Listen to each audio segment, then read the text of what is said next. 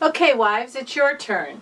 Today we're going to look at Ephesians 5, and we only really have to look at verses 22 to 23, which I find so fascinating because everybody wants to put so much weight on 22 and 23, but the majority of Ephesians 5 is really for the husbands.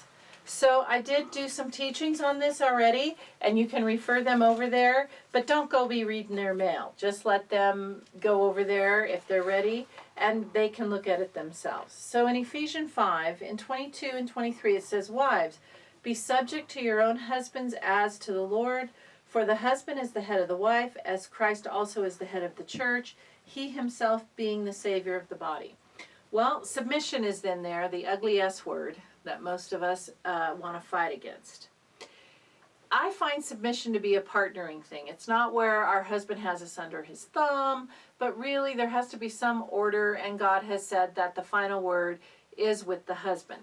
Now, I learned as a young wife that I don't think I want that responsibility before God, because God is never going to ask me, how did you lead your family? But my husband is going to be asked, how did you lead your family?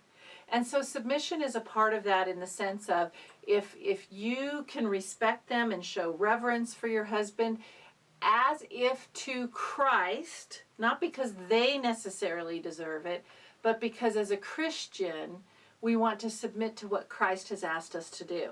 And I struggled with that when I was a young wife, but I soon learned that many of the things that I really didn't like to do, and I thought, oh, he should just be able to do those himself, I found that if I thought about how, if Jesus was really my husband and he was standing in front of me, would I be upset about doing any of that?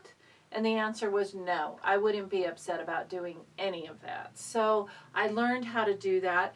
And I will say that, the Bible also tells us to be cheerful givers. I was not necessarily so cheerful at the beginning of that, but I learned to develop respect because of who Christ is. I learned to do it reverently, in the sense of I was doing it for Jesus more than I was actually doing it for my husband. And I'm going to tell you, ladies, my life got a whole lot better, because when my husband was being respected and cared for, he actually did a whole lot more for me too. And that was the surprising outcome, because I truly was at a place of, I need to do this because God tells me to do it, and not because I'm going to get anything out of it. And so I want you to approach this, if you can, in much the same attitude. I'm Dr. Pauline Dillard, and this has been A Marriage Moment.